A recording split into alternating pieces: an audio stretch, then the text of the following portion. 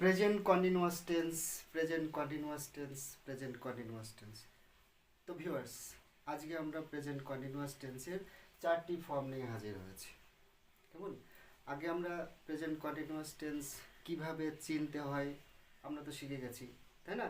তা চলো আমরা এই উদাহরণগুলোর মাধ্যমে আজকে প্রেজেন্ট কন্টিনিউয়াস টেন্সের 4টে ফর্ম কিভাবে তৈরি করতে হয় খুব সহজে ছোট ছোট বাক্যের মধ্যে দিয়ে আমরা এটা আজকে শিখে নিই। কেমন? তো চলো দেখি উদাহরণগুলো কি কি আছে। রাম এখন বই পড়ছে।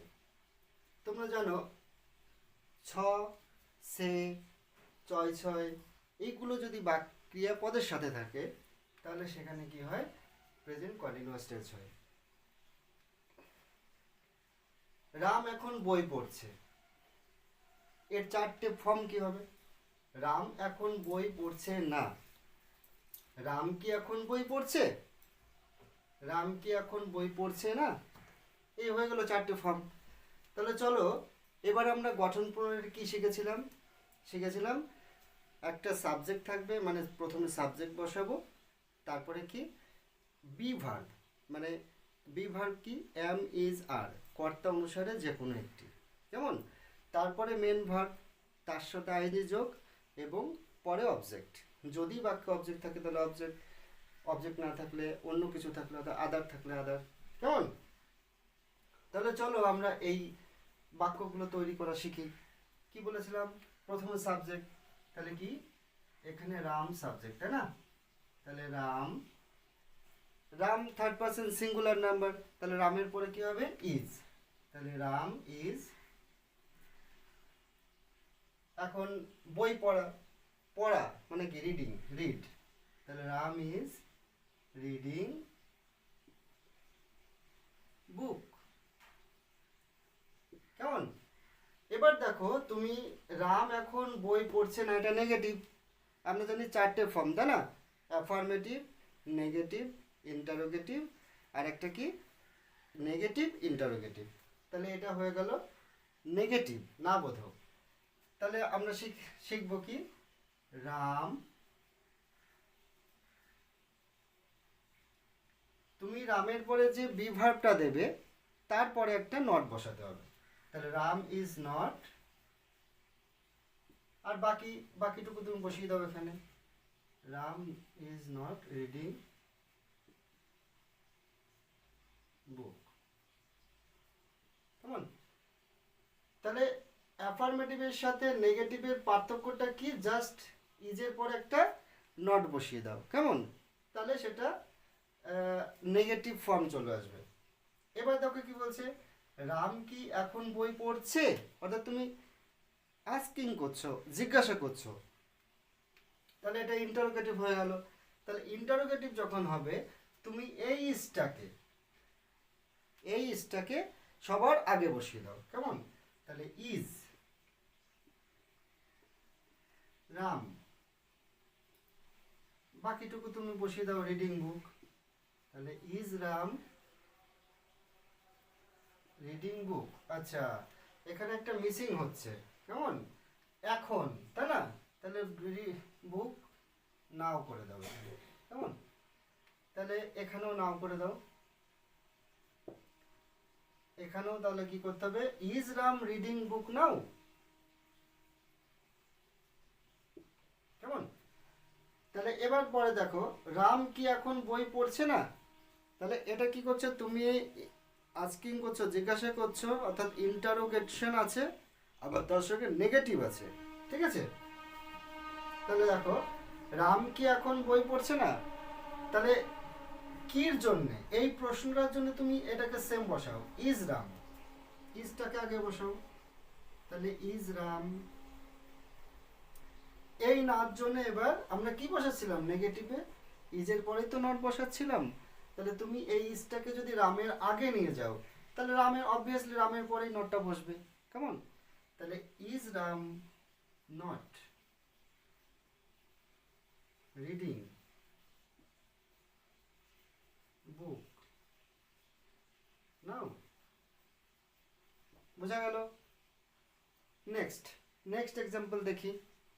তারা মাঠে জোরে দৌড়াচ্ছে। তারা মাঠে জোরে দৌড়াচ্ছে মানে চয় ছয় আছে, অর্থাৎ এটা কন্টিনিউয়াস একটা কাজ। তারা দৌড়াচ্ছে মানে এখনো কিন্তু তাদের কাজটা শেষ হয়ে যায়নি। কেমন? এখনো কিন্তু তাদের কাজটা শেষ হয়ে যায়নি। তাহলে কি হবে? এটা continuous tense, present continuous tense. তাহলে চলো প্রথমে একটা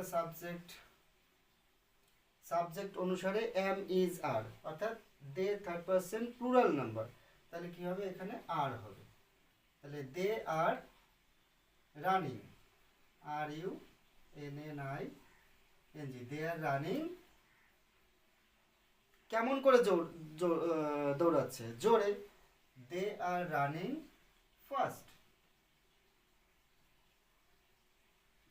কোথায়? মাঠে, ইন দ্য ফিল্ড। কেমন?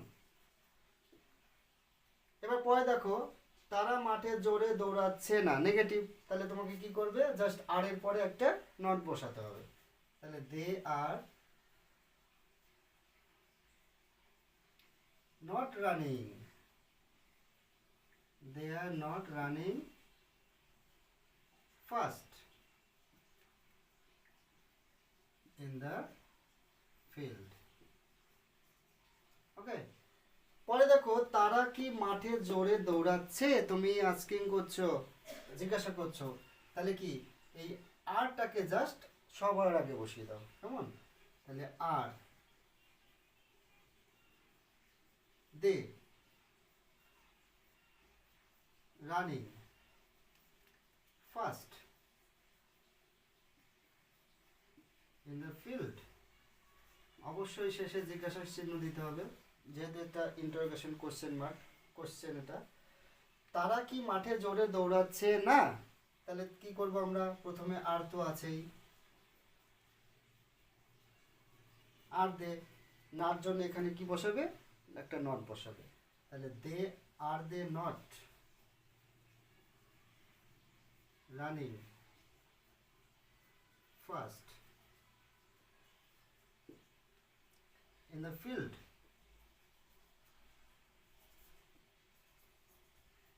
এখানে কিন্তু অবশ্যই কোশ্চেন মার্ক, কারণ এটাও একটা এটাও একটা কোশ্চেন। নিচে আরেকটা চলে, আরেকটা উদাহরণ দিয়ে আরো আমরা সহজভাবে পরিষ্কার হই। গরুটি মাঠে চড়ছে। কেমন? এখানে দেখো, আর আচ্ছা এটাই হবে। গরুটি মাঠে চড়ছে না। গরুটি কি মাঠে চড়ছে? গরুটি কি মাঠে চড়ছে না? তাহলে এগুলো সবই হচ্ছে প্রেজেন্ট কন্টিনিউয়াস টেন্সের উদাহরণ। তাহলে প্রেজেন্ট তুমি লেখো গরুটি, দি কাউ। দি কাউ, গরুটি বলেছে, তাহলে তোমার হচ্ছে এটা কি হবে? Present third person singular number. তাহলে কি হবে? এর সঙ্গে ইজ হবে। The cow is grazing, grace মানে চড়া, গ্রেজ মানে চড়া। তোমাকে এখানে GRAZING, গ্রেজিং। কেমন? কোথায় চড়ছে? In the field, in the field. তাহলে তুমি এটা করো, দেখো গরুটি মাঠে চড়ছে না। তাহলে কি হবে? The cow is not grazing in the field. কেমন? গরুটি কি মাঠে চড়ছে? তাহলে is the cow grazing in the field. Okay, খুব সহজ, তাই না? চলো তাহলে এটা করো, গরুটি কি মাঠে চড়ছে না? তাহলে is the cow not grazing in the field. কেমন? দেখো আরেকটা আছে, আরেকটা উদাহরণ আমি লিখেছি এখানে। আমি এখন একটি চিঠি লিখছি। তাহলে এটা চেষ্টা করো। I am writing a letter now. কেমন? আমি একটি চিঠি লিখছি। আচ্ছা, নাওটা নেই এখানে, আমি একটি চিঠি লিখছি। তাহলে I am writing a letter. আমি একটি চিঠি লিখছি না, তাহলে নেগেটিভে কি হবে? এটাই হবে। তাহলে I am not writing a letter. আমি কি একটি চিঠি লিখছি? তাহলে am I writing a letter. আমি কি একটি চিঠি লিখছি না? তাহলে বলো কি হবে? Am I not writing a letter. কেমন? তাহলে তো এই গরুটি মাঠে চড়ছে না, তাহলে কি হবে? The cow is not grazing in the field. গরুটি কি মাঠে চড়ছে? তাহলে কি হবে? ইজ।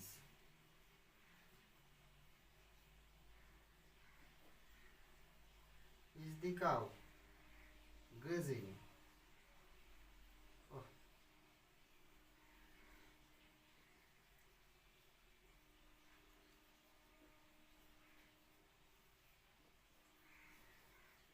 In the field. তোমাকে জিজ্ঞাসা চিহ্ন দিতে হবে, কিন্তু কোশ্চেন মার্ক দিতে হবে। গরুটি কি মাঠে চড়ছে না? তাহলে লেখো ইজ দি কাউ, নার জন্য নট, এবার মেন ভার্বের সাথে আইএনজি যোগ, গ্রেজিং ইন দ্য ফিল্ড।